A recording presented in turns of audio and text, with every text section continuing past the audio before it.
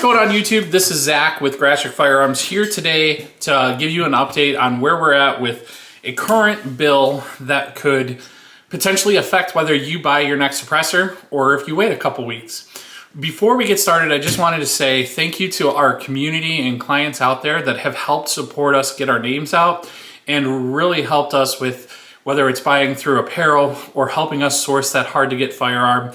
We truly do appreciate it. I know Tara and I, being that we're new to not only an FFL, but starting our home business together, it's been truly a fun event to do. And once again, we couldn't do it without your support. So thank you so much for choosing us. We know that you have tons of different choices that are out there. And when it comes to suppressors, stay tuned. Hopefully here in the next week or two, we can make that big announcement. But with that being said, I want to get things kicked off here. And why I chose to do a video about something we can't sell currently, we're going to be able to sell here shortly. It may make sense for your decision to purchase that NFA item to hold off or to speed up, regardless on how you look at it. And I want to cover what do I think's going on, what do I think's the probabilities of it passing, and talk about it in context. So before we get started, I just want to throw out that disclaimer here. I am not a lawyer. I did not go to law school. I am not somebody that has studied the Constitution to a T. However, I have talked to our legal counsel this morning on what I can and can't share, and then same with some people in the industry of what their thoughts and opinions are. So let's get things kicked off here. First and foremost, what is the NFA? The NFA stands for National Firearms Act. To keep things simple here, I'm only going to go into depth of what part is getting affected today. So the National Firearms Act was a bill that was introduced, passed through the House and Congress, or excuse me, through the House and the Senate and put into effect by FDR to help combat the gangsters.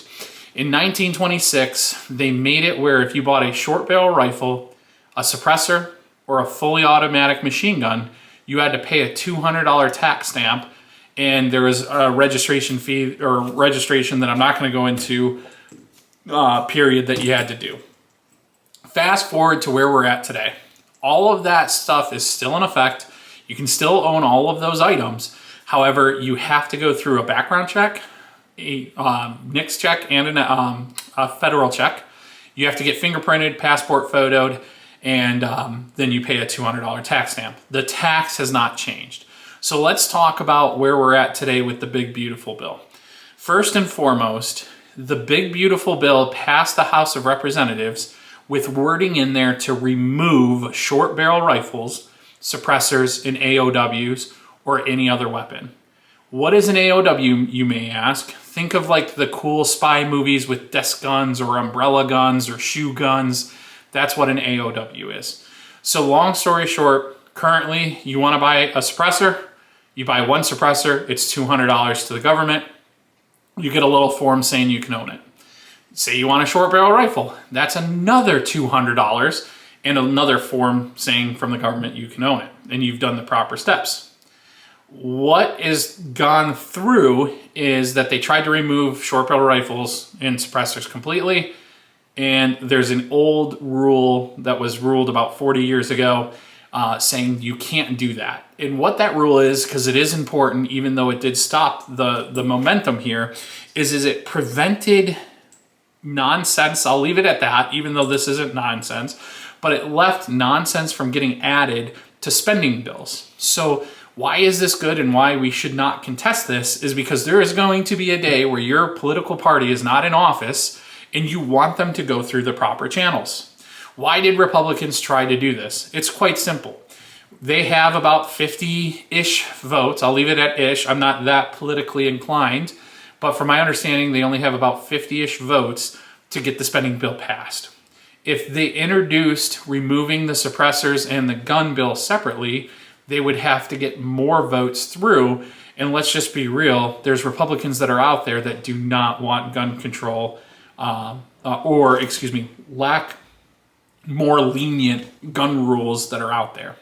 So what is the wording currently and what are we looking to do? The wording currently got changed last night, June 29th, 2025, where now they're still part of the NFA, but it removes the $200 tax stamp. Let's talk about why this is good. Well, for starters, for the consumer, you're now not paying the government to own a weapon that you can own.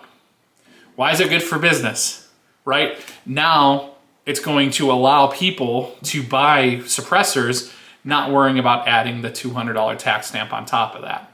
A lot of major corporations that are out there, and I may lose some business to them for saying this, but let's just be real. There's some major companies out there that sell suppressors online that will every once in a while run promotions where they get $200 off or you get a free tax stamp. As a consumer myself, I have taken advantage of that, right? It's a great promotion. However, you got to keep in mind when you buy from big companies like that, they can also influence gun legislation that's presented. I say all that to say this. I'm not going to name companies so I don't get sued because I don't know if this is their intentions, but this is my intent. This is what my thought process is. And I've talked to 2 other FFLs and they say the same exact thing. The largest distributor of NFA items are not gun dealer friendly. We're seen as competition, totally understand. But they have monopolized basically what they're doing in a non-monopolized way because they have found a system that's worked. Think about it this way. You're gonna start an online business and compete with Amazon. That's what the current process is.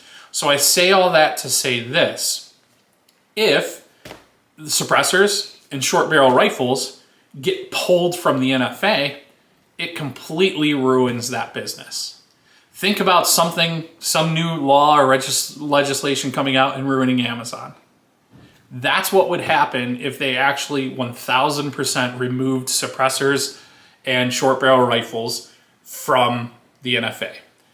There's a little bit of 2 sides to this. Do I believe that you should have to go through a separate background check? Absolutely not. However, I am glad that we have the rules in place we have to ensure that we do things the right way. We should have senators and House of Representatives that we have voted for vote on things that we want passed. It should not be bundled up in a bill and passed through some certain ways. So I say that to say this. When you go out there and vote, if you truly want to remove gun control, remember that with who you vote. With that being said, we should be approved for our suppressors here within the next week or 2. I would not wait to buy your suppressor or your short barrel rifle based off of this bill. And here's why. If this passes, not only will distributors run out of suppressors, which we've already seen that happen, but your wait times are going to get extended, right? More suppressors being purchased, more forms coming in, less time for those forms to get back. Current wait times we're seeing as quick, and when I say we are seeing as quick, is when I was a consumer at the beginning of this year before I had my license, I got approved as soon as 1 day on one form, and then the other form took about 14 days. So the time is way down than what it was previous, but about 2 years ago, it was over a year wait when you bought that $1,000 suppressor. It sat in someone's safe until your form cleared. Don't wait. I would not, they're saying as soon as July 4th, be in front of the wave. This is not a sales tactic from me. I'm not even approved yet to sell you a suppressor, coming soon, but make sure 3 things from this. Stay informed, vote for somebody that actually says what they mean. I know it's hard to do. And last but not least, support small businesses so we don't have monopolies influencing what laws are passed. Thank you once again for all the support. Hopefully this thing gets through where you're not paying a $200 tax stamp. And in the meantime, please like our page, reach out to us with any questions, and thank you once again.